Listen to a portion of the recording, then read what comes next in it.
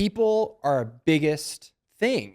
They're the most important thing in our business by a long shot. Huge. And so how are you going to say, oh, data huddle, I don't need those. What? You don't need to talk to your people every day? 10 minutes, ours is 10 minutes long. And we talk about the wins from yesterday and the schedule today. And that's it.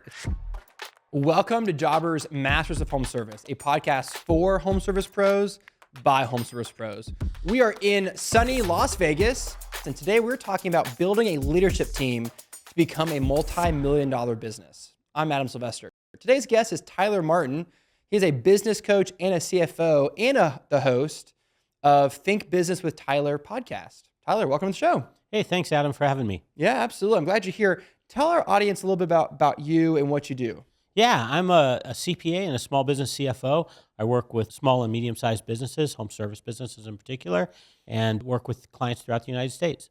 Cool. Awesome. Let's get into it. So your methodology, generally speaking, is to think about it from like a business who wants to become $1 million business, and then like the $2 to $3 million range, and then the 5 and beyond. And so talk to our listeners about because you don't want to just have the owner and a bunch of field workers. There needs to be structure and leadership and stuff.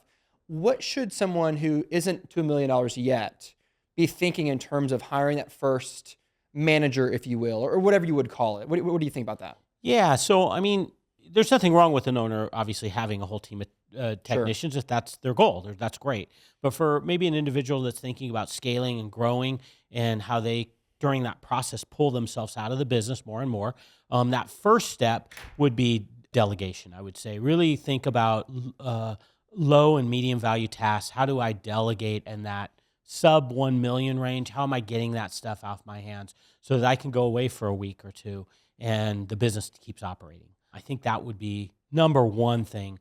Number two thing would be to be identifying people that are on your staff that have leadership qualities and could be promoted into roles where they're either in a manager, a lead, or a leadership role. Let's talk specifics about that. We all want to go on vacation.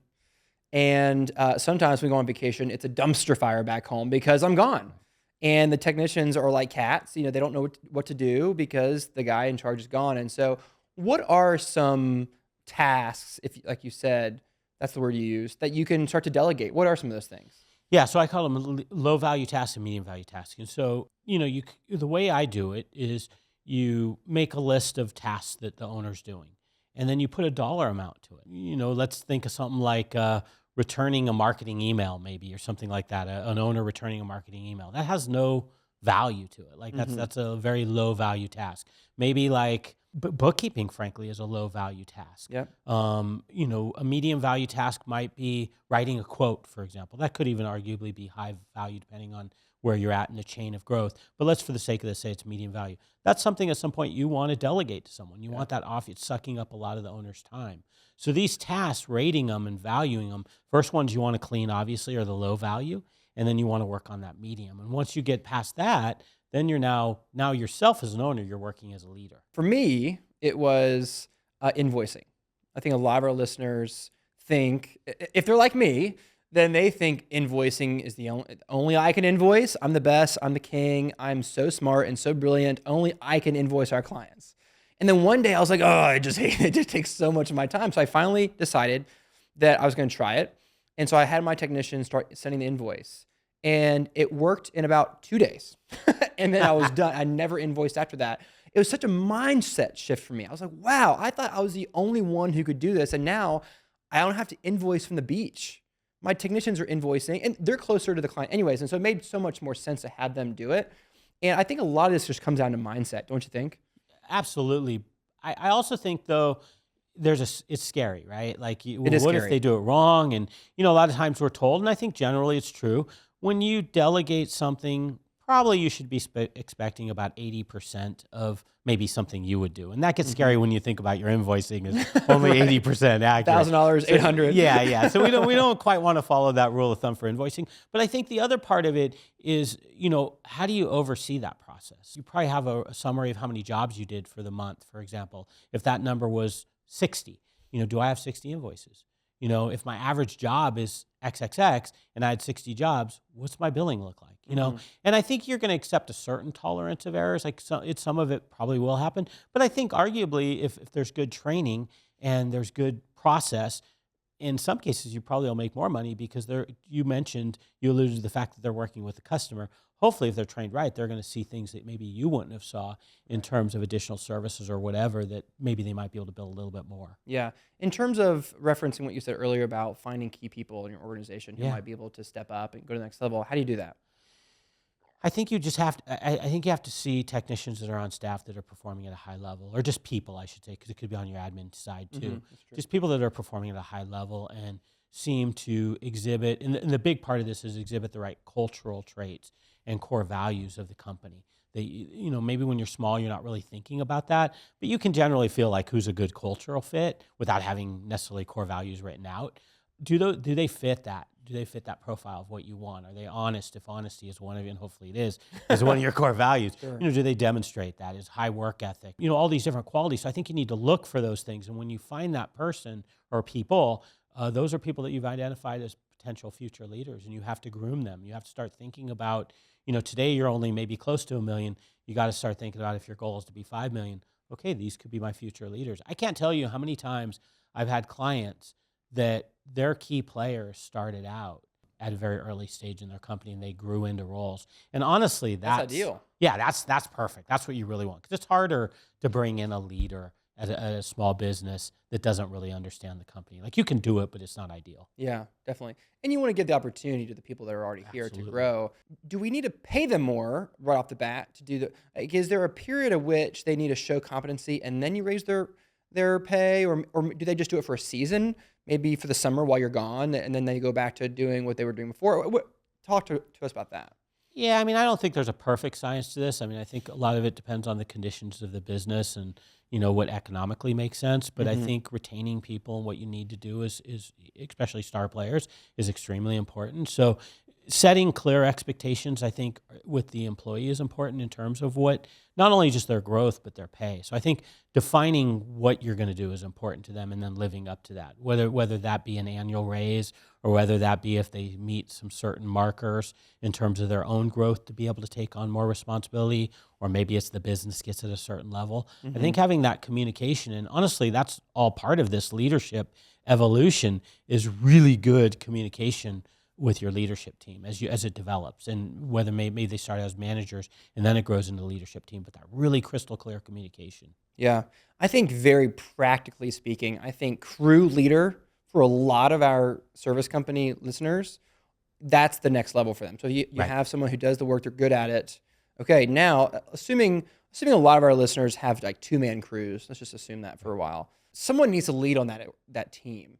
And so you can say, hey, you're going to be a team lead, crew lead, and we'll see how you do with that, right? Yeah. And we'll see if you can lead one person for one day. Right. And I think that's a great stepping stone. Right. Agree 100%. Lead is definitely the first natural evolution.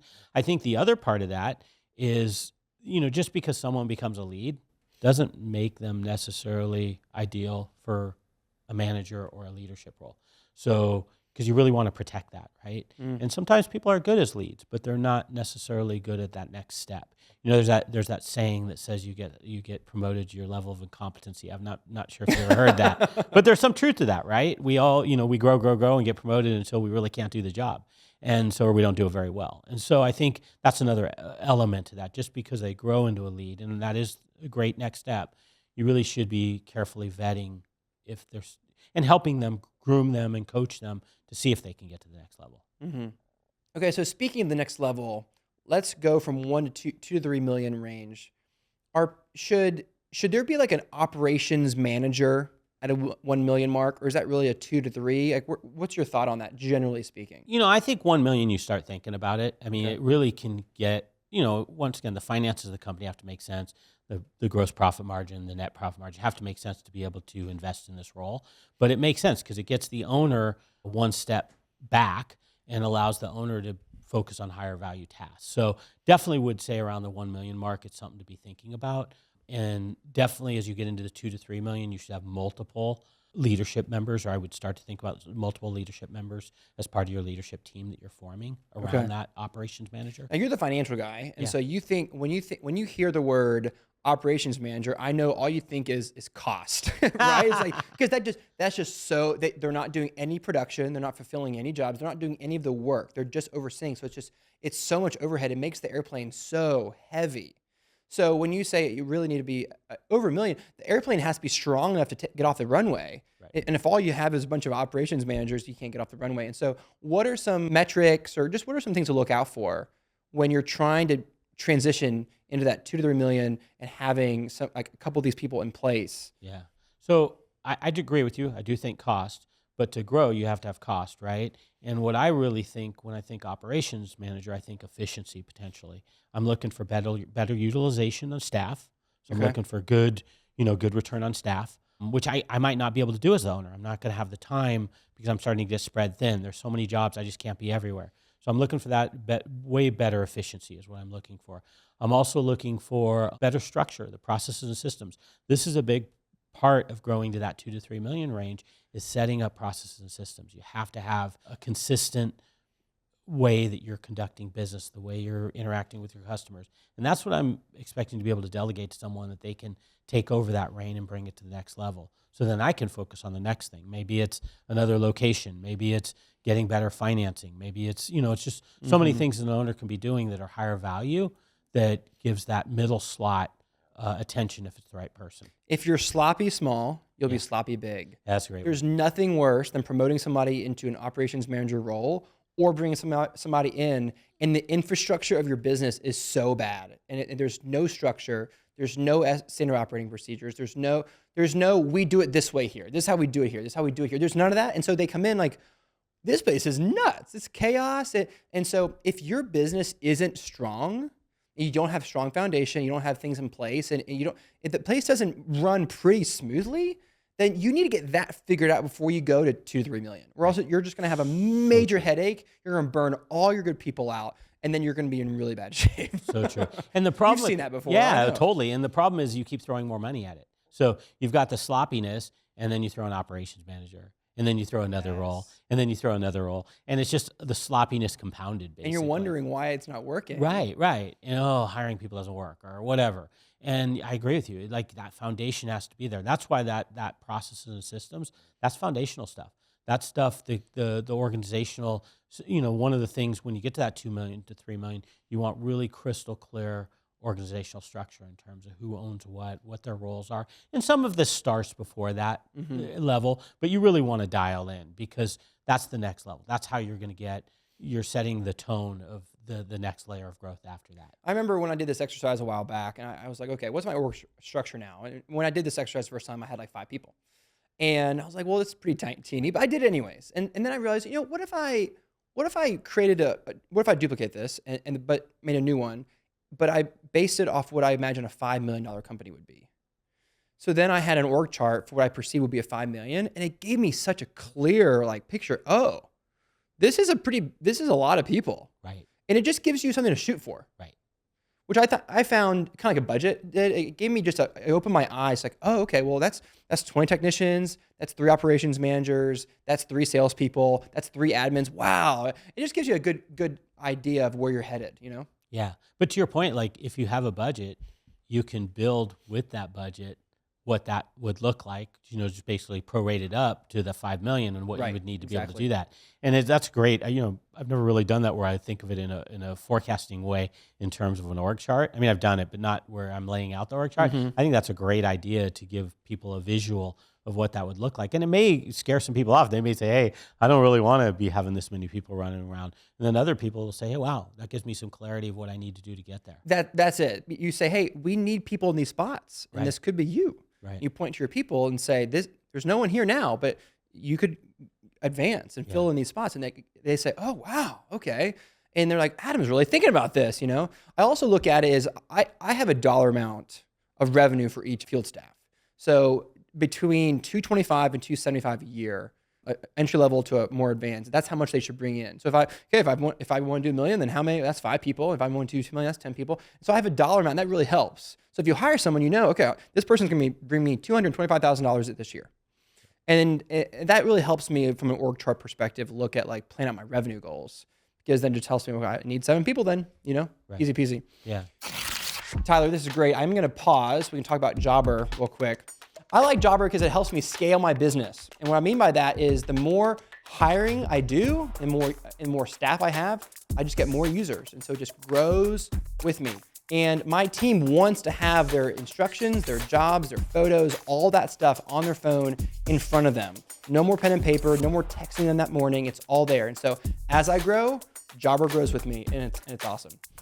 You need Jobber too, especially if you want to scale. Go to jobber.com/podcast deal. New users can get an exclusive discount there. And don't wait, start today. Meetings and what people might think, oh, I don't want to do meetings and bureaucracy and all that kind of stuff. How do you coach your clients, your business owner clients on meetings? What meetings are important? How do you hold your people accountable? All that kind of stuff. Yeah. The touchy-feely stuff. Let's get into that. There's really 2 types of meetings in my mind. There's daily huddles. And I think those are just really getting crystal clear on who's doing what. They're quick, you're in and out. Might even be stand-up meetings because they're so fast. And they're just a quick brief of what are our priorities for the day and who's doing what. So daily huddles are real. I'm a big fan of them, literally daily. So that's 5 days a week. Some people get a little overwhelmed by that and maybe don't even see value in it. But I find that the ones that do that and keep them really short, there's no confusion as to who's supposed to be doing what. Then the other one, and I take this kind of out of the EOS as a system. Love the book, Gino Wickman, Traction, highly recommend it. The level 10 meeting, which is just a meeting where you have the leadership, your leadership team, small, it could be 3 people, it could be 10 people, doesn't matter. But it's really getting clarity under strategy, what are problems we're having in the business, and you have an agenda of exactly what you want to cover. And everybody owns their own area that needs to be handled before the next meeting, and they usually have a few different items that they need to accomplish. And that will move if you follow that religiously, that'll move your business forward. Everybody is clear in the seat that they're sitting at and what they need to be doing. And sometimes you have people that are in a seat that they don't belong in, and then you need to make a tough decision or figure out where they would be a best fit. But that's kind of my feeling around meetings is really like the daily huddle, and then I really like the level 10s, which are typically they can be monthly or quarterly depending on where you're at in your business growth. Okay. I love daily huddles. I think everyone, no matter how big their business is, here's the deal, Tyler, you know this. Yes. People are our biggest thing. They're the most important thing in our business by a long shot. Huge. And so how are you going to say, oh, daily huddle, I don't need those? What? You don't need to talk to your people every day? It's 10 minutes. Ours is 10 minutes long. And we talk about the wins from yesterday and the schedule today. And that's it. It's 10 minutes, sometimes less. When we started doing daily huddles from one of my businesses, everything changed. So I'm so glad you just said daily huddle. And you think as we get to like a $5 million business, we're doing meetings with our key leaders. Maybe you're not calling it a leadership team. It might be a couple of managers. Okay. To me, that's kind of a leadership team, at least the early entry of it. Yeah, I'd like to see those meetings start then, and I'd like that structure to continue to roll out as you scale up. It's a difference maker. I mean, the communication, the strategy, and then another part of this is obviously really open communication with the team as a whole, I think is important too. So I think it's not just with the leadership team, although you're thinking strategy with the leadership team, but I think a certain level of that communication needs to come down to the team as a whole in terms of what the company's doing, the challenges we're having, things that we're accomplishing. I think that just adds for motivation and makes people feel a part of something. Yeah, I'm a big believer in making sure that your people know you're accessible. And one of the ways that I do that is I have a weekly meeting with my key person every week. Yeah. And it's all about what he wants to talk about. And I made a mistake. And after about 2 years of just reaping the benefits from that every week, sometimes it was really heated, sometimes it was chill. Like, we don't have anything to talk about. Good, that's the whole point of this meeting. We don't have all this buildup. And I have a whole list of things I want to talk to you about. That doesn't happen. So every week. But what happened was I'm not sure how this happened, but it just kind of slowly happened where he was coming into a new role. And so there was a lot of training needed for that role. And so our weekly meeting became just like daily training meetings. And then what happened? There was a big thing. And there was a lot of frustration and a lot of headache. And why am I so upset? And we were like, you know what? We don't do our weekly meeting anymore. It's because I don't have access to you like I used to. And so from a leadership perspective, I just think those meetings are so important. They're not excessive, but they're really important to make sure that your people know that you care about them and that you want to develop them and make them better, you know? Yeah, that's tough though, because when it's one person, it's One's really easy. almost like a one. Well, what I mean by that is it's like a one-on-one meeting almost, and it's really easy to get. I mean, I found when you're doing one-on-ones, it's really easy to kind of get off track. Like they could be just catch up, where you're just kind of talking about sports That's true. events and To stuff. keep them on track. Yeah, it's really hard to where it's really like when you got multiple people, maybe two. You can get a little bit more like, okay, what's your seat? What's your seat? You can do that one-on-one. It just is easy to get derailed. Yeah. It's not surprised it happened, but it's really cool that you kind of caught it and then redirected and Yeah. got back on track. Yeah. So the other reason I think your meetings are important, you're talking about, are just reminding your team of core values, vision. What do you think about that? I think, if you're going to scale, core values become way more important than I think at a smaller level. I think you can get away with a lot at a smaller level where you're not, although it's good. I mean, continuous improvement, talking about your team around that early on is really good, and I would highly recommend it. You can kind of get away with a lot. But as you get bigger and you get more people, the core values really need to resonate. I mean, they really need to be crystal clear that people know what it is that you value as an organization and you want everybody to be doing.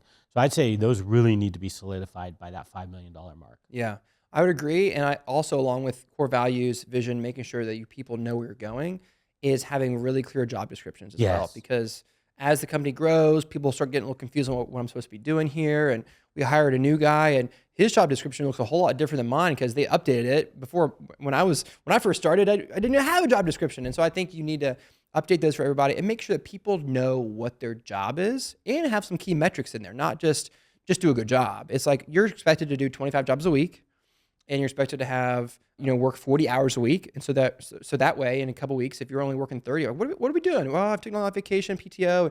And when you have metrics, you can really hold them to that standard instead of just being like, well, you did a good job this week, right? Yeah, that's huge. The job descriptions too, what I think we do, a lot of us do at least, is nowadays it's ChatGPT. People go on to ChatGPT and they probably have it write a job description, and they may or may not look at it very closely. You're cutting the role short. I mean, you got to sit there and kind of go, what fits my company? What really applies? What doesn't? And you want that consistency. So when you hire the next person, the next technician, it's the exact same thing, and it fits for the business. And so we got to put the quality time in that job description, because that becomes, to your point, it becomes more and more important as you grow and you have more people. You can kind of get away with it when you're small and have a lot of wiggle room, but if you really want to scale, those things have to be really tight. If Masters of Home Service has been a game changer for you and your business, then we want to hear from you. Go leave us a review and tell us what you think. Help us build this community and level up together. Okay, so Tyler, let's think about other positions that might need to be hired for in the $2 to $3 million range. What are those? Anything else that we need to talk about in terms of positions there? Yeah, you might be starting to talk about a director of sales if you don't have a manager of sales, one of those types of roles. HR manager would be another one. Another key position that could start a lot earlier, but some type of fractional CFO or CFO role where you have someone that could be an outsourced role or it could be a part-time in-house role, but someone that's giving you the expertise. Once again, you can take a little bit of a step away as an owner, but you still have that expertise on the finance side. So I'd say those are things that I would be thinking about at that level. Okay. A lot of this runs, once again, with the budget. You should be laying that out in terms of your growth, and then you put that in your budget and you start to see how that's going to impact your numbers. Sure. Does it make sense at this point to add that role? And then what do I expect from that role to do in terms of our growth? Anything else at the 5 million range? What positions there? Anything? Are we just talking about more of the same, or are there new roles there? Maybe a full-time CFO? I think a 5 million is a full-time CFO. I mean, the problem is what a lot of companies do is they'll give fancy titles, but it's not necessarily a CFO. It's not, it's a bookkeeper, and sometimes I've had clients and they're not even a bookkeeper and they call them a CFO, and in terms of technical skill. So I think we got to be careful in terms of the titles. I think it's more about the domain of knowledge that you're bringing into the organization that's more important than necessarily just the title, if that makes sense. So I would say, but you shouldn't need a full-time person at that point, at least for that role. I would say that's more of probably somewhere around 7 to 10 million when you start to add probably a full-time. You might be able to do a controller role though, which is someone like a step below CFO. Okay. They're not going to be quite, I guess as I'd say, strategically inclined, but they're still going to have pretty good skills from an accounting standpoint. Okay. So that might be a role to consider. I would say potentially a higher operations level, promoting your own operations person if they've grown. I could see at a 5 million level where you bring that to the next level. You might have some warehouse roles if you have inventory. You might have someone handling that. That could potentially be some type of lead role. Really would depend on the company. But those are roles generally that I would probably think about at that level. All right, last thing. What about marketing? Like a head of marketing, director? What about that? Yeah, great one. Yeah, definitely. So when we're talking like in that $1 million, $2 million, $3 million range, we're definitely having marketing as part of our in-house team. That's probably not going to be a director level, but definitely at the 5 million level, I'd say, yeah, I want a director of marketing or a manager of marketing. I probably have a small marketing team at that point. The lead, the manager, the director is reporting into the leadership team. Tyler, this is a great conversation. I do want to try to boil it down to 3 actionable steps here. Number 1 is do an inventory or an audit on all your low value tasks, and then delegate those the best that you can, preferably to people on your team already. Number 2 is if you're sloppy small, you'll be sloppy big. Make sure before you grow too big that your foundation is strong, you have strong SOPs, and you have certain ways of doing it here. And there's a good level of order in your business, because if you grow too big too fast and there's no order, it's chaos. And number 3 is do the future org chart exercise. Show your team what the future looks like from an org chart perspective. And that way your team with potential leadership will be able to see themselves in those positions. That's great. And then I'd say, as a bonus one, I'd say the daily huddle. You got to have a daily huddle. I think that adds so much to the thing. Yeah, I agree. Tyler, how do people find out more about you? Yeah, so you can go out to thinktyler.com. I have a podcast on there. It's Think Business with Tyler. And then also you can reach out to me. Great. Well, thanks for being here. I really appreciate it. I think you're making a big difference with your clients, and you're having a good impact. So keep it up. Thanks, man. I appreciate it. And thank you for listening. I hope you heard something that will make your business more profitable and more efficient, and give you an idea for the future of your team. I'm your host, Adam Sylvester. You can find me at adamsylvester.com. Remember, your team and your clients deserve your very best, so go give it to them.